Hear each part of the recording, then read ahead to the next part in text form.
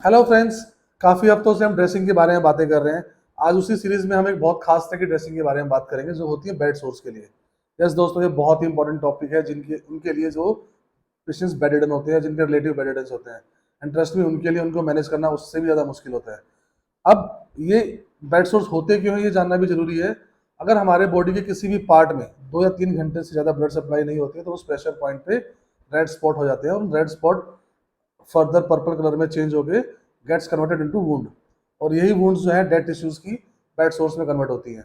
अब bad source जो ना इनकी हीलिंग बहुत स्लो होती है, बिकॉज इनके अंदर डेड टिश्यूज होते हैं, और डेड टिश्यूज को एक्सट्रैक्ट करना या फिर उनको हील करना is little tough, especially when it comes to diabetic patient. Diabetics जो शुगर के पेशेंट्स होते हैं, इनमें जो बेड सोर्स होते हैं या फिर जो प्रोलॉन्ग बेड रिडन पेशेंट होते हैं, उनमें इनकी हीलिंग और भी स्लो हो जाती है, बिकॉज उनकी बॉडी का ब्लड फ्लो वैसे ही कॉम्प्रोमाइज होता है। अब इस केस में कुछ लोग होपलेस हो जाते हैं, बिकॉज उनके बेड सोर्स हील नहीं होते हैं, और वो सालों सालों जो है दवाइयाँ या खाते रहते हैं, ट्रीटमेंट करते रहते हैं, लेकिन बेड सोर से कोई निजात नहीं मिलता।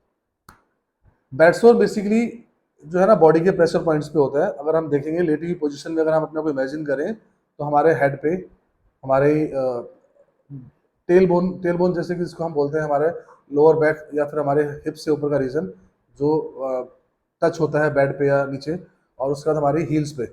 These are three basic touch points जहाँ पे हमारे बेड सोर्स डेवलप होने की पॉसिबिलिटी होती है। तो अकॉर्डिंग टू रीजन भी हमारी ड्रेसिंग्स आती हैं, और अगर हमें यूजली किसी और पॉइंट पे भी डेवलप हो गया है, बैक में कहीं डेवलप हो गया है, फिर किसी और रीजन पे काफ पे कहीं डेवलप हो गया, तो उसके लिए भी हमारे पास सिंपल ड्रेसिंग्स आती हैं।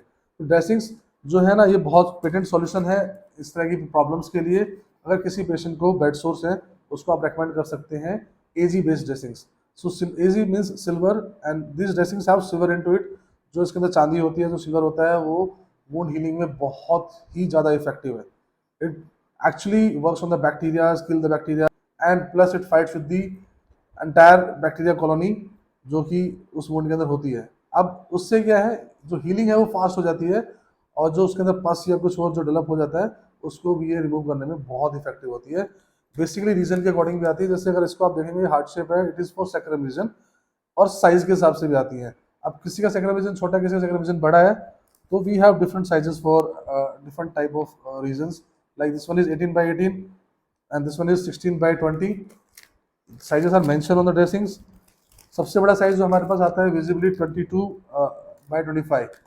ये रीजन काफ़ी बड़े रीजन कवर करता है। अगर कोई बल्कि पेशेंट है तो उसके लिए काफ़ी यूजफुल रहने वाला है। जैसे कि मैंने कहा था आपको, नॉर्मल रीजन्स के लिए भी आती हैं, तो any AG based dressing would be okay for other regions. Like अगर शोल्डर पे है या फिर एल्बो पे हो गया या फिर काफ रीजन पे हो गया, तो अलग अलग साइजेस के ड्रेसिंग जो हमारे आते हैं वो आप यूज़ कर सकते हैं for that region. Specifically for heel we have two type of dressing, जिसमें हील में साइज आता है 22 into 23 एंड नॉर्मल 13 into 20।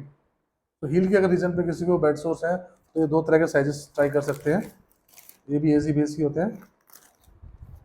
अब जो ये ड्रेसिंग्स है इसकी क्या वो है, ऑथेंटिसिटी है। ट्रस्ट मी दोस्तों, अक्रॉस द हॉस्पिटल्स अगर आप कहीं अच्छे सेंटर्स में जाएंगे तो they all manage there bed source with the help of this dressings, and these are very effective. I have personally experienced the effectiveness of these dressings, and trust me, I can vouch on the fact that these dressings are very effective when it comes to bed sore management. जब भी आपको कभी ऐसा लगे किसी relative को, किसी friend को बेड सोर्स हो गए हैं, you can recommend them these dressings, and these dressings are available freely across the centers. Go to good centers and you will find these dressings. Thank you so much for watching. Do let us know if you want to know anything more about dressings. कुछ और dressings इनके बारे में आपको जानना है, आप comment section में हमें उनके बारे में पूछ सकते हैं, और हम कोशिश करेंगे उन ड्रेसिंग्स को भी कवर करने की।